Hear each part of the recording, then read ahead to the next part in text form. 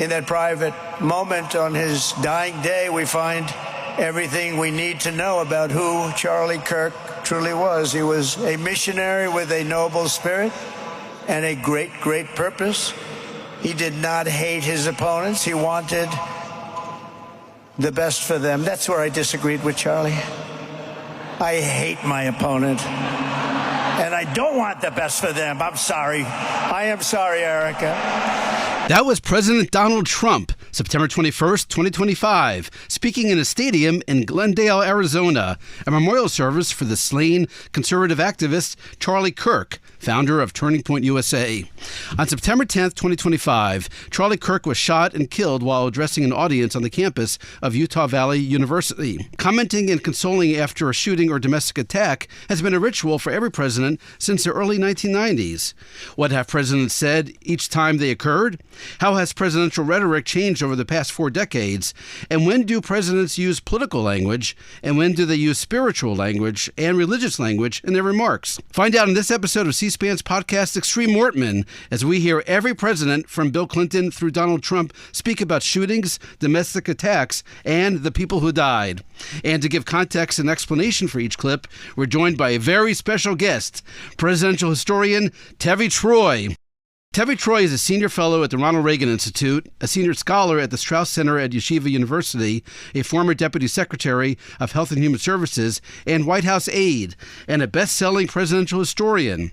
His latest book is The Power and the Money, the Epic Clashes Between American Titans of Industry and Commanders-in-Chief. Named as one of the best books of 2024 by The Economist, The Guardian, The Jerusalem Post, and The Week. And you've seen and heard Tevi Troy many times on C-SPAN programs and podcasts. He is a true political junkie. Welcome, Tevi Troy. Thanks, Howard, and congratulations on the rebranding of this program. It always should have been Extreme Mortman. Thank you, Dr. Tevi Troy.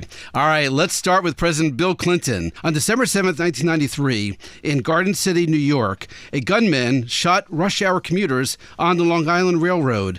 6 of the victims were killed and 19 others were wounded. We'll play 2 clips of President Clinton reacting. The first one, the day after the tragedy, remarks to reporters outside the Blair House, December 8th, 1993. While no one believes that there's anything we can ever do to solve every problem of someone who snaps mentally and does something terrible like this, and we have to acknowledge that honestly.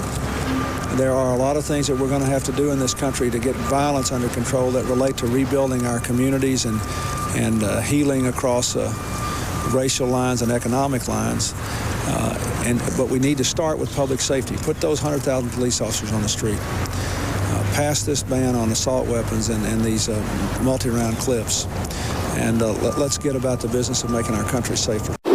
And here's President Clinton again, December 11th, 1993, his national radio address. Let's face it, drugs and guns and violence fill a vacuum where the values of civilized life used to be. Work and family and community are the principles, the institutions upon which the great majority of Americans are building their lives. We need to restore them and the sense of hope and discipline that will give every man and woman, every boy and girl, the opportunity to become the people God intended them to be. In recent weeks, I've spoken to leaders from the religious community and the entertainment community about the obligation we all share to fight violence with values. Okay, Dr. Tevi Troy, your reaction. Well, it's important to remember that shootings were a relatively new phenomenon at this point. At this point, you could probably have named some of the biggest shootings in American history. The one at the University of Texas in 1966. There was one at a San Diego McDonald's in the Reagan administration. But they were rare enough that we knew all the universe of them. And now we enter an era, unfortunately, where they have come so frequently that I guess only the most obsessive person could start to name all of them. And this means that for a president like Bill Clinton, who has to deal with it, he can't look to the faces on Mount Rushmore for guidance on how to handle mass shootings. Because previous presidents, great as they may have been, they did not have to deal with this challenge. So it's a big change. And even in Clinton's remarks, you don't really get a sense yet that this will be a recurring problem in American life, as it has been, unfortunately, for the last 3 decades. Also, this was the incident that inspired the political career of the gun lady, Long Island Democratic Congresswoman and gun control advocate Carolyn McCarthy, who lost her husband in this terrible tragedy. Clinton as part of his response, met with 3 heroes who stopped the shooting. And he also used the opportunity of the meeting to urge Americans to combat violence with values. You hear that in the clip.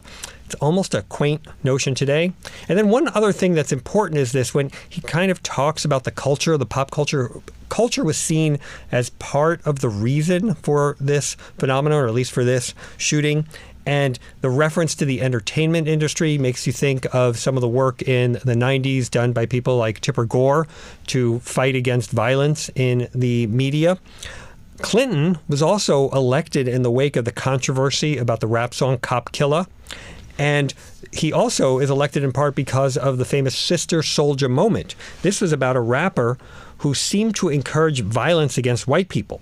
And Clinton condemned her and was willing to risk the wrath of Jesse Jackson in doing so, because he did this at a Jesse Jackson event.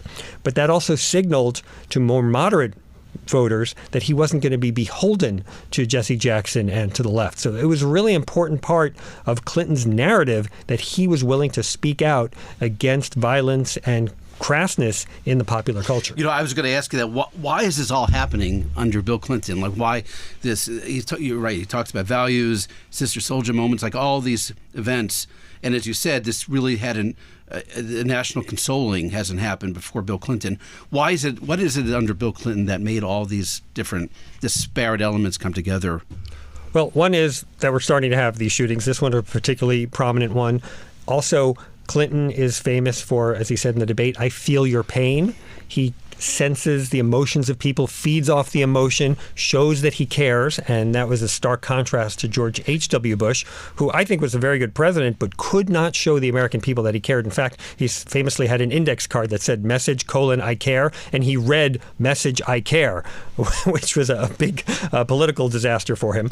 And so Clinton has this ability to seize on the emotions of a terrible tragedy and capitalize on it politically. I'm not meaning that in a cynical way, but this is part of his special sauce. And then also this backdrop of him being willing to criticize Hollywood and the entertainment industry when it was kind of seen as verboten for Democrats to go there, because Hollywood is the source of much of their support and a lot of their financing. You know, I totally, as you were describing that, I just remembered the prior president, George H.W. Bush, gave a big speech in the Oval Office about crack cocaine, and he holds up the bag.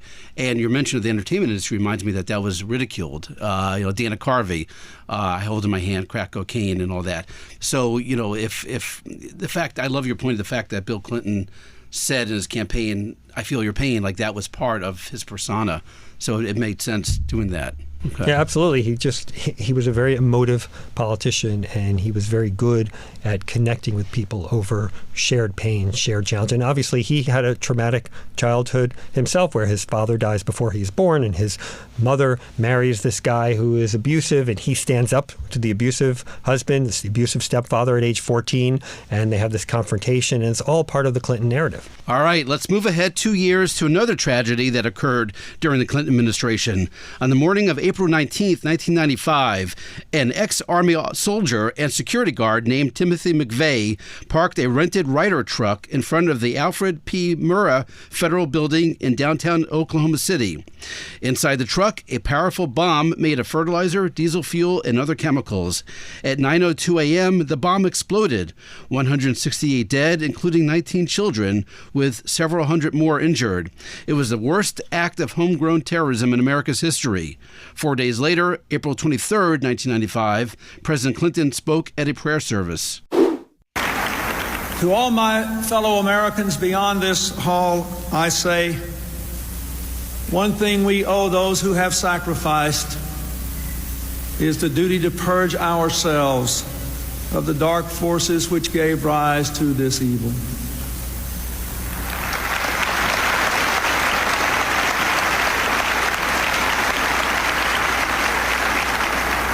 They are forces that threaten our common peace, our freedom, our way of life. Let us teach our children that the God of comfort is also the God of righteousness. Those who trouble their own house will inherit the wind. Justice will prevail.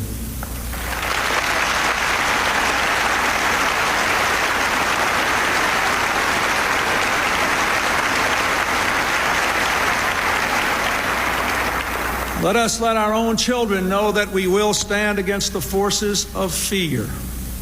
When there is talk of hatred, let us stand up and talk against it. When there is talk of violence, let us stand up and talk against it. In the face of death, let us honor life. As St. Paul admonished us, let us not be overcome by evil, but overcome evil with good. The next day, April 24th, 1995, President Clinton spoke to the American Association of Community Colleges in Minneapolis, Minnesota. If we are to have freedom to speak, freedom to assemble, and yes, the freedom to bear arms, we must have responsibility as well. And to those of us who do not agree with the purveyors of hatred and division, with the promoters of paranoia, I remind you that we have freedom of speech too, and we have responsibilities too. And some of us have not discharged our responsibilities. It is time we all stood up and spoke against that kind of reckless speech and behavior. Okay, Tevi Troy. Wow. Well, first of all, this was a enormous event. The entire nation was shocked. You mentioned that 19 children were killed. They were killed because they were in a daycare center and the bomb hit the daycare center and had caused terrible, terrible damage and tragedy. You also can hear in the first clip the sadness in Clinton's voice, which was the sadness that the entire nation felt. You also hear the beginning of the use of religious rhetoric to deal with these things. But then in that second clip, you hear the anger in his voice. There's a transition from sadness to anger. And he has that phrase in there, the promoters of paranoia. What he's doing is speaking very specifically in reaction to something that has happened months before, which was the GOP takeover of Congress for the first time in 40 years. And this was a real watershed moment in American politics. People were shocked by it, particularly the Democrats, particularly the Clinton administration. But there was also a sense that talk radio, particularly Rush Limbaugh, had something to do with the GOP takeover. And there was a belief, and I think it's accurate, that when he was saying promoters of paranoia or forces of fear, that he's referring to Rush Limbaugh. Now, the Republicans were very angry at this. They felt you shouldn't blame us for this terrible attack. But people knew what Clinton was referring to. And while the remarks angered the Republicans, it also tapped into the concerns of those both shocked by the attack, but also shocked by the Republican victory, which, again, was a shift of 40 years of Democratic House control. And I think looking back in retrospect, there's also a sense that the Clinton comeback starts here. Clinton loses badly in that midterm election. He's not on the ballot, but it's clearly a reaction against Clinton that the GOP takes over the House. And there's almost a sense from that moment that Clinton's going to become a one-term president. But Clinton fights back. He starts here with the Oklahoma City response. Then that fall, he has the shutdown fight against Newt Gingrich that he wins. Even if you look at his memoir, he said he was not sure how it was going to play out. He was not at all certain that they were going to win that, but he does win the shutdown fight. And then he wins re-election in 1996 that fall pretty convincingly against Bob Dole, who was the Republican leader of the Senate, who didn't get as much attention as Gingrich, but he also became a majority head in the House of Congress because of that big watershed election. So there's a lot going on here besides just the terrible tragedy of Oklahoma City. All right, there's a lot of, you're right, a lot of amazing history wrapped up in this particular event that, the course of politics goes in a different direction. I have two very small questions about one for each clip. In the first clip, President Clinton mentions, as St. Paul admonished us, let us not be overcome by evil, but overcome evil with good. Now, Tevi, you've done writings and research on speech writing and intellectuals in the White House. The religious imagery in this speech, how often is that something we associate presidents with by going to the religious and apostles and prophets and so on? When they absolutely.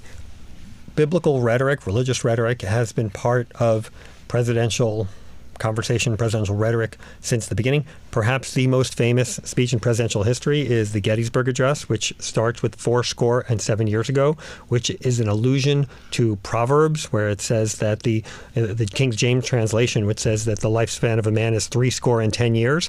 And the interesting thing about this is Lincoln's listeners would have understood the allusion. Maybe people today wouldn't have gotten that. Maybe it's too subtle, but then people would have known exactly what he was doing, that he was making a biblical allusion, talking about how it's really been the lifespan of one person since the founders, since the start of this great republic. So religious rhetoric is part of our tradition, and I wouldn't even say that it's diminished over time necessarily. I did an analysis of inaugural addresses, and in that I found that in the second 100 years of our nation, presidents were more likely to have a biblical quote in their inaugural address than in our first 100 years. So it's still part of our tradition. Fascinating. All right, second question before we move on. I love your point in the second clip. You hear the anger coming out, and he is wrestling in this clip with absolutism on free speech and discharge our responsibilities. And it strikes me it's something that we continue to wrestle with today, allowing people to say whatever they want versus what is the societal cost to doing that. And is that something that presidents continue to wrestle with today? Oh, absolutely. That was super interesting when he says we have First Amendment rights also. So, yes, you can say stuff on talk radio, but we can push back on you. And we have these back and forth today about snowflakes and cancel culture and wokeism, and everybody now thinks that if you're being criticized, you're being canceled. Criticism is not cancellation. Cancellation is where everybody says this person is to be ignored and not dealt with and shunted and kept away from jobs and recommendations and the like. Criticism is part of our system, and it's part of the First Amendment, and it's part of the vision of the framers. So I think sometimes people get hypersensitive, and if you criticize them, everyone says, oh, I'm canceling you. But that's not what's going on. And I think Clinton was right to make that point. Okay. We now go 12 years later to another deadly incident that occurred in April 16th, 2007. A shooting spree on the campus of Virginia Tech. An undergraduate student at the university killed 32 people and wounded 17 others. President George W. Bush ordered the flag of the United States be flown at half-staff at the White House and upon all public buildings and grounds. The day after the shooting, on April 17th, 2007, President Bush spoke at a memorial service on campus. For many of you, your first instinct was to call home and let your moms and dads know that you were okay. Others took on the terrible duty of calling the relatives or of a classmate or a colleague who had been wounded or lost.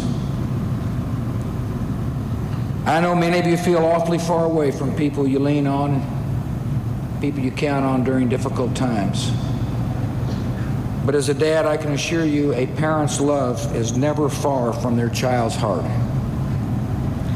And as you draw closer to your own families in the coming days, I ask you to reach out to those who ache for sons and daughters who will never come home. These sources of strength are also in the faith that sustains so many of us. Across the town of Blacksburg and in towns all across America, houses of worship from every faith have opened their doors and have lifted you up in prayer. People who have never met you are praying for you. They're praying for your friends who have fallen and who are injured.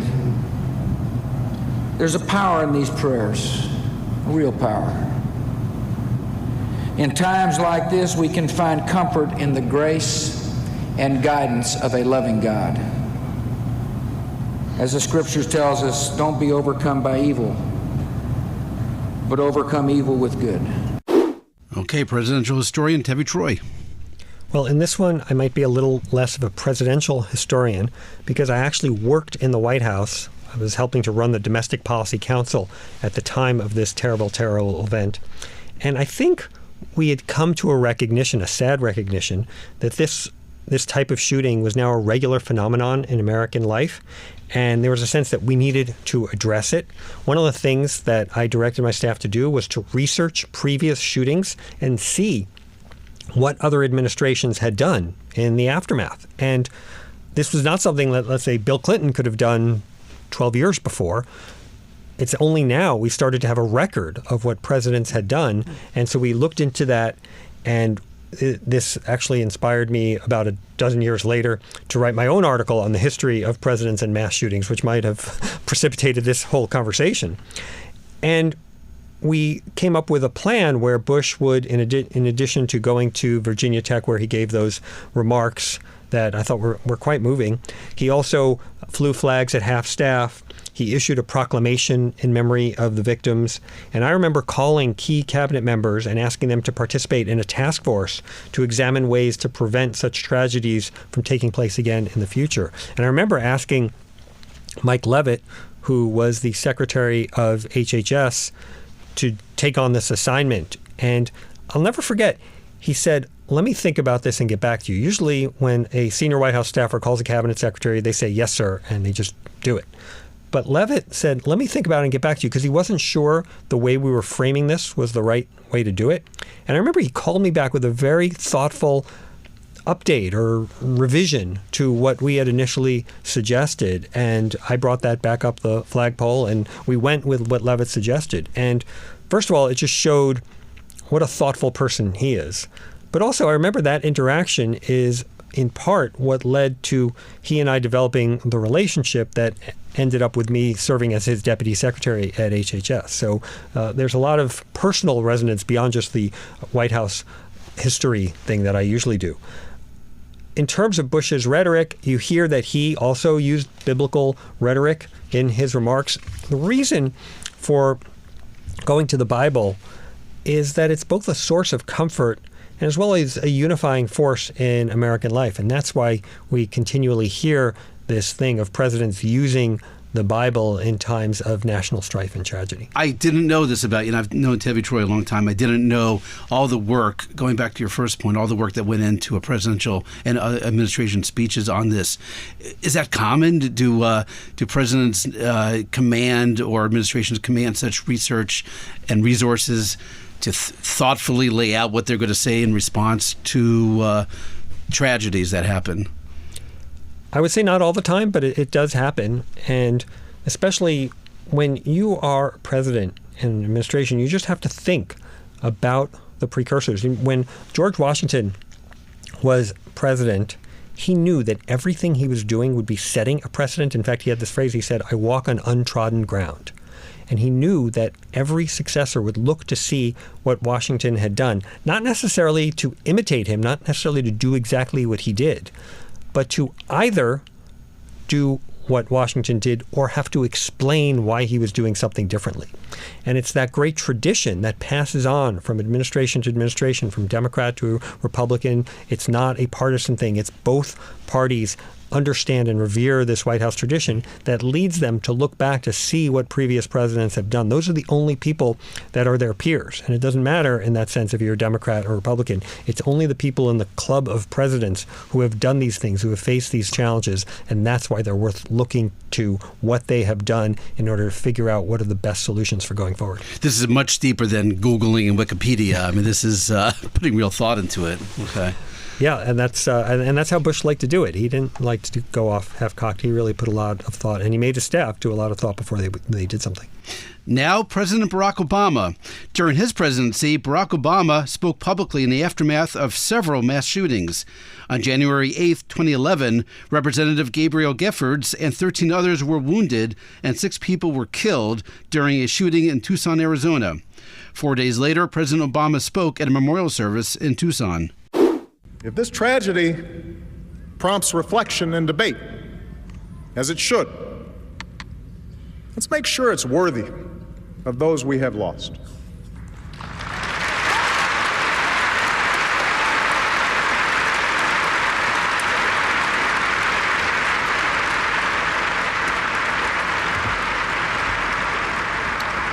Let's make sure it's not on the usual plane of politics and point scoring and pettiness that drifts away in the next news cycle. The loss of these wonderful people should make every one of us strive to be better. To be better in our private lives, to be better friends and neighbors, and co-workers and parents. And if, as has been discussed in recent days, their death helps usher in more civility in our public discourse, let us remember it is not because a simple lack of civility caused this tragedy. It did not. But rather because only a more civil and honest public discourse can help us face up to the challenges of our nation in a way that would make them proud.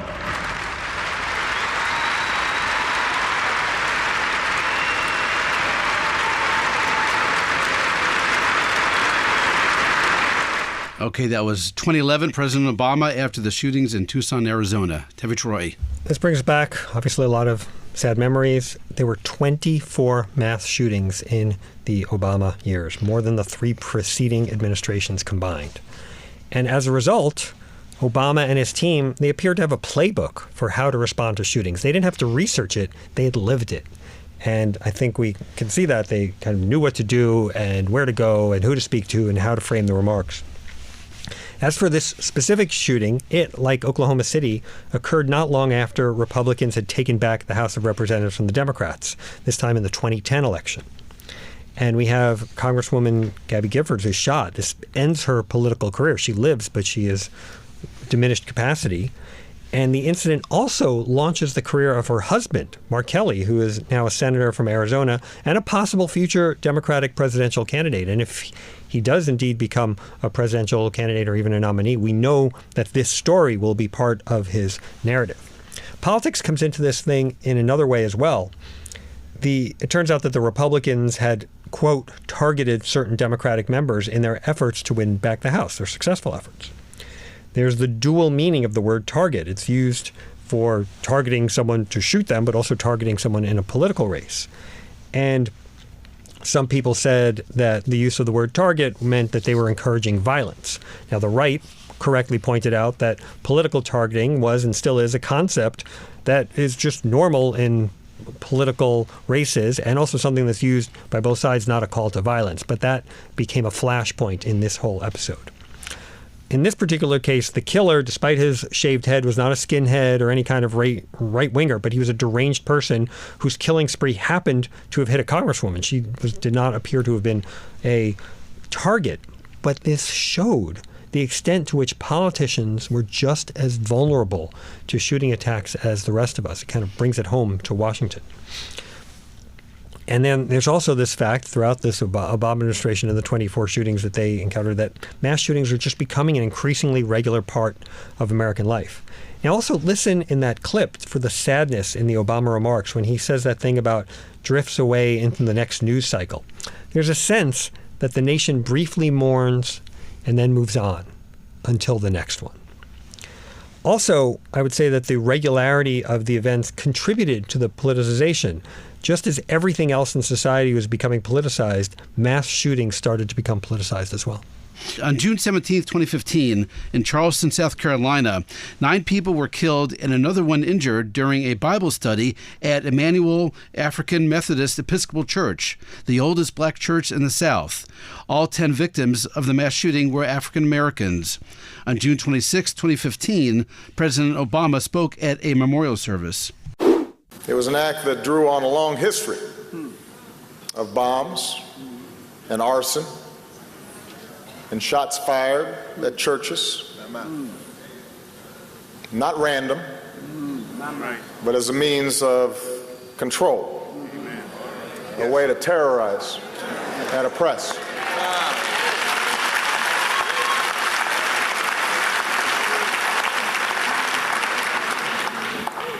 An act that he imagined would incite fear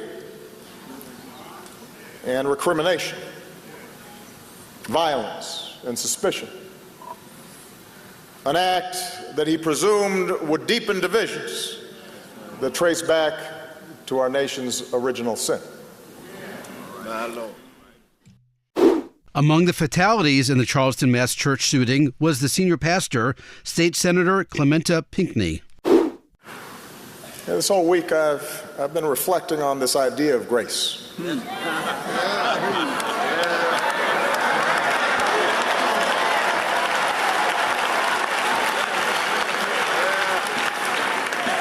The grace of the families who lost loved ones. Yeah. The grace that Reverend Pinckney would preach about in his sermons. The grace described in one of my favorite hymnals, the one we all know. Amazing grace. How sweet the sound that saved a wretch like me. I once was lost, but now I'm found. Was blind, but now I see. And then President Obama sang. That's what I felt this week. An open heart. That more than any particular policy or analysis is what's called upon right now, I think. What a friend of mine, the writer Marilyn Robinson, calls that reservoir of goodness beyond and of another kind, that we are able to do each other in the ordinary cause of things. That reservoir of goodness. If we can find that grace, anything is possible. If we can tap that grace, everything can change.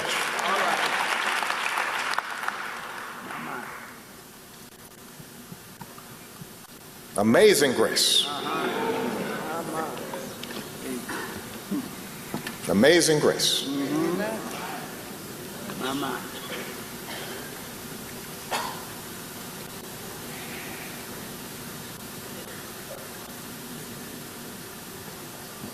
Amazing grace, how sweet the sound that saved a wretch like me.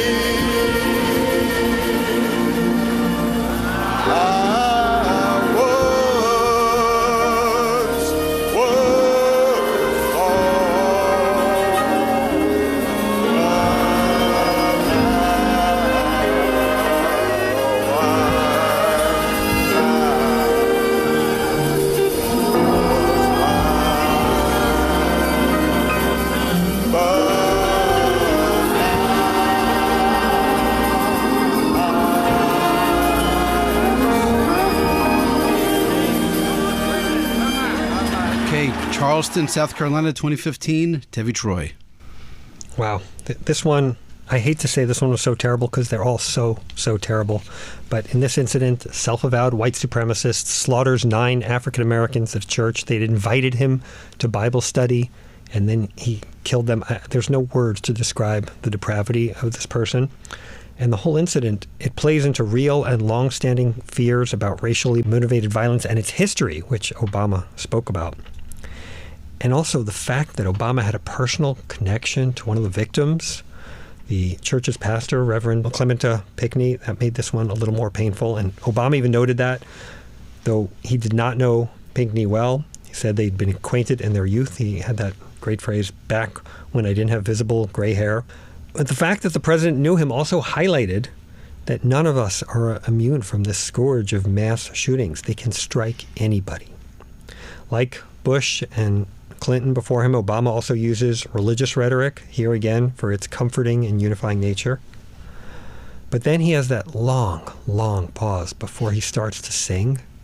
And the crowd erupts when they realize what he's doing. And it's so inspirational. I wanted to start singing. I didn't want to get people off the podcast on its inaugural episode, but it was inspiring. And that moment of him singing was viewed more than 5 million times on YouTube.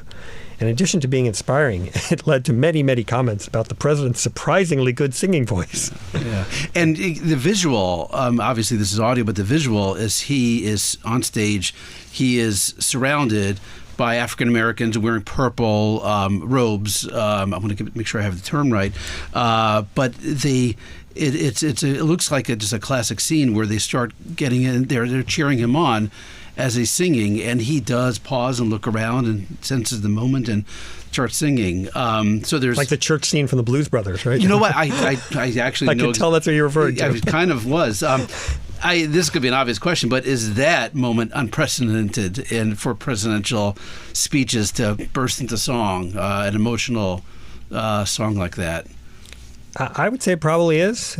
Maybe there's somebody out there who knows of a presidential singing incident, but I'm unaware of one. But these kinds of things, they really do. They tug at the heartstrings because they are so sad, so tragic. I wanted one more question on Charleston. In the first clip, he talks. President Obama talked an act that he presumed would deepen divisions that trace back to our nation's original sin. Original sin is what? Well, he's talking about slavery, and interestingly, this is a decade before we start talking about the 1619 Project and this sense that America's founding and the views of people who have a more negative view of the founding of this country, that we were founded in 1619 rather than 1776. And I hadn't heard that clip since 1619 came out and all the controversy about it, but it is an odd foreshadowing of debates to come. Perfect. Okay. Now the first administration of President Donald Trump. On June 14th, 2017, in Alexandria, Virginia, a mass shooting occurred during a practice session for the annual congressional baseball game. Among the 4 people shot, then House Majority Whip Steve Scalise. Here's President Trump that same day. We may have our differences, but we do well in times like these to remember that everyone who serves in our nation's capital is here because, above all, they love our country. We can all agree that we are blessed to be Americans, that our children deserve to grow up in a nation of safety and peace, and that we are strongest when we are unified and when we work together for the common good. Okay, Tevi Troy. Well, sadly, this was a politically motivated shooting. The victims were targeted because they were Republican congressmen. The shooter was a left-wing activist with a record of domestic violence. He'd volunteered for Bernie Sanders, which prompted an appropriate Sanders statement condemning political violence, which was pretty stark. He said, "I'm sickened by this despicable act. Let me be as clear as I can be. Violence of any kind is unacceptable in our society." The FBI classified the shooting as an act of domestic terrorism. And Scalise was the first sitting member of Congress to have been shot since Gabby Giffords in 2011, which we talked about earlier. Scalise was hit really badly, and he almost died. Fortunately, he's still with us, still serves in the House, still in the leadership. But the incident raised questions about what might have happened had Scalise himself not been there, because as a member of the leadership, he had a security detail of 3 Capitol Police with him who fought back against the shooter and helped stop him. The shooter fired 70 rounds, and he had to be shot 3 times before he finally stopped. Without those 3 Capitol Police officers, the incident could have been much, much worse. And it's interesting, Trump's comments about depoliticization, we may have our differences, people on both sides love our country. It's not that long ago, but it almost sounds like it's from a previous era. He talks about what we have in common in America as Americans, and sometimes it's hard to remember that in these hyper-political times. I mean, again, only a decade ago, less than a decade ago, and the rhetoric today seems to me different. And your point about a political shooting, obviously not the first time there has been a political shooting, but of all the clips and incidents we've talked about and played, the other ones were depravity or racism, but this is flat out political. As you mentioned, he was a Bernie Sanders supporter, and we'll hear more of that. But actually, that is an interesting point you raise. Is kind of setting us on a different inflection. Yeah, obviously there's a history of political violence in this country. I mean, you can think about Aaron Burr and Alexander Hamilton, the shootings of Martin Luther King and the Kennedys. But this combination of mass shooting and politically motivated is a very, very deadly and sad addition to that history. We go now to Joe Biden's presidency and 2 statements from 2 different events, but both involving Donald Trump. and both involving assassination attempts. First, here's President Biden on July 14, 2024, addressing the nation from the Oval Office on what happened at a Trump campaign rally in Butler, Pennsylvania, the day before. A former president was shot, an American citizen killed, while simply exercising his freedom to support the candidate of his choosing.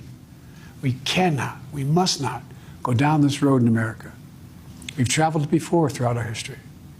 Violence has never been the answer.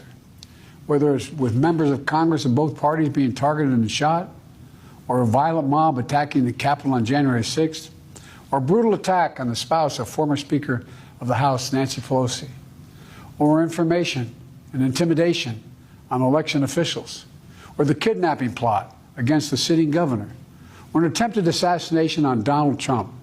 There is no place in America for this kind of violence, or for any violence ever. Period. No exceptions. We can't allow this violence to be normalized. You know, the political record in this country has gotten very heated. It's time to cool it down. We all have a responsibility to do that.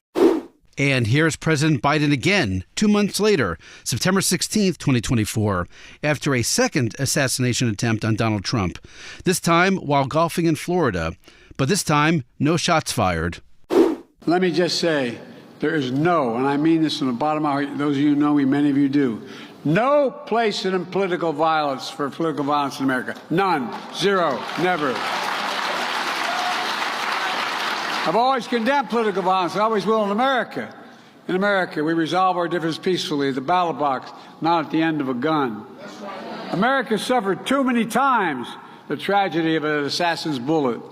It solves nothing and just tears the country apart. We must do everything we can to prevent it and never give it any oxygen. Tevi Troy. Yeah, it's distressing just to see how many of these shootings are becoming political and more political over time. It used to be a sense that they were just random. You talked about depraved individuals, but an increasing number of these attacks on political figures, even if the shooters are depraved, it just brings in mind the 60s when we experienced the spate of political violence. And you can really hear the frustration in Biden's voice when he says none, zero, never. Like, nobody wants this. And as our politics get ever more divisive, the rhetoric gets worse and worse.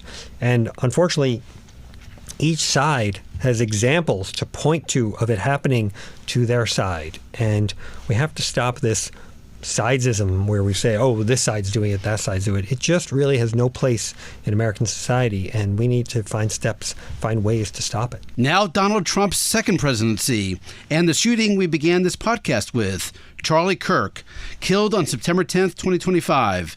That same day, President Trump ordered the U.S. flag flown at half-staff, and he spoke in the Oval Office. From the attack on my life in Butler, Pennsylvania last year, which killed a husband and father, to the attacks on ICE agents, to the vicious murder of a healthcare executive in the streets of New York, to the shooting of House Majority Leader Steve Scalise and 3 others, radical left political violence has hurt too many innocent people and taken too many lives. We open with a clip of President Trump speaking at Charlie Kirk's Arizona memorial service on September 21st, 2025. We'll close with another clip of President Trump from that tribute. No side in American politics has a monopoly on disturbed or misguided people. But there's one part of our political community which believes they have a monopoly on truth, goodness, and virtue, and concludes they have also a monopoly on power, thought, and speech. Well, that's not happening anymore. We've turned that corner very quickly. Tragically, atrocities of this kind, and kind that we saw in Utah, of all places, are the eventual consequence of that kind of thinking. If speech is violence, then some are bound to conclude that violence is justified to stop speech. And we're not going to let that be justified. Okay, Dr. Tevi Troy, and this is still playing out in real time right now.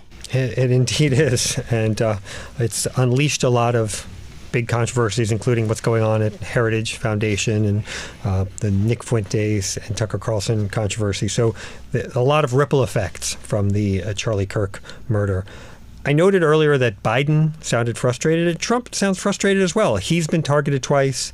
Then Charlie Kirk is killed. Not only does Trump know Kirk personally, but Kirk's also perceived as having been instrumental to Trump's election victory in 2024.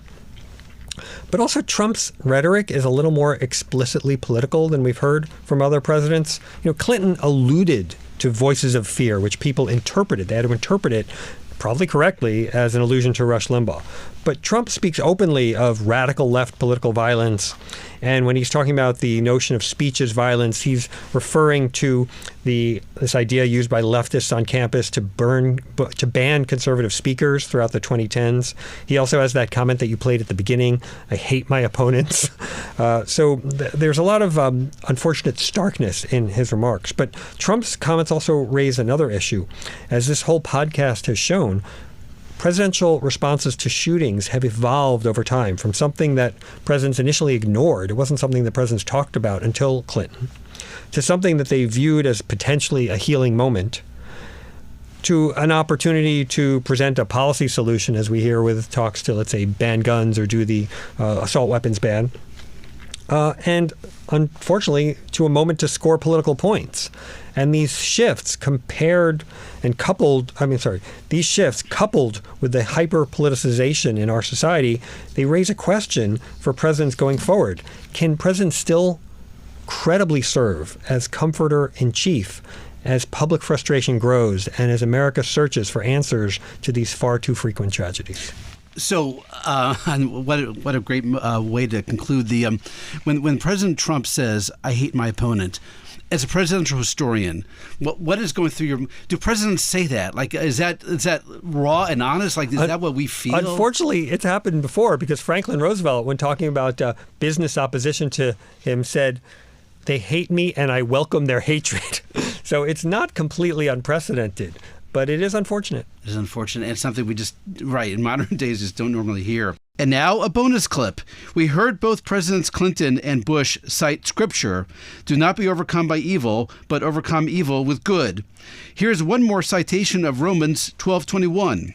This time not from a president, but a House Speaker. Mike Johnson, September 15th, 2025, following the assassination of Charlie Kirk.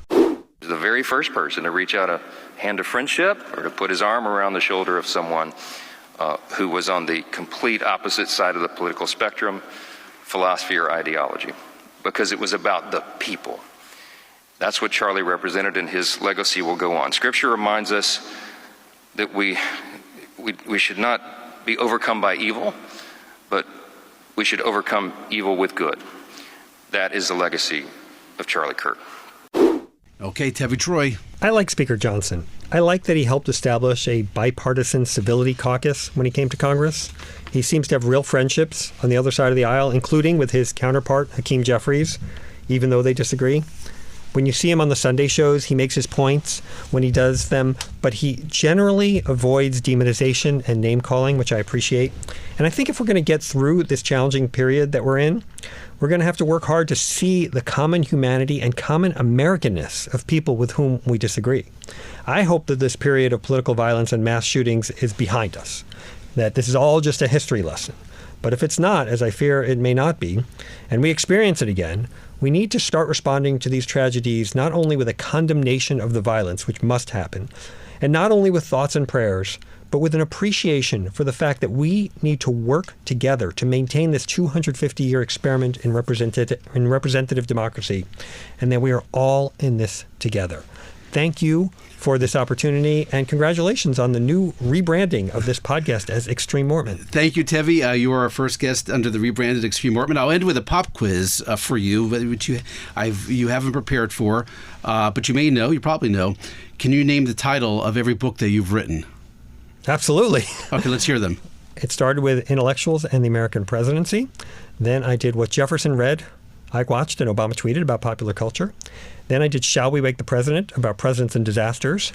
Then I did Fight House, which was about infighting in the White House. And then the latest book, and I guess I'm cheating here because the book is in front of us, The Power and the Money, which was about presidents and CEOs. All right, so it seems like that question was easy. Let's go one higher, ramp up the challenge a little more. Tell me the ISBN numbers for each of your books. Unbelievable. Extreme Mortman has managed to stump me, and I appreciate it. And you're the president's story. All right. Dr. Tevi Troy, thank you for joining us in this episode of C-SPAN's podcast, Extreme Mortman. Thank you for having me.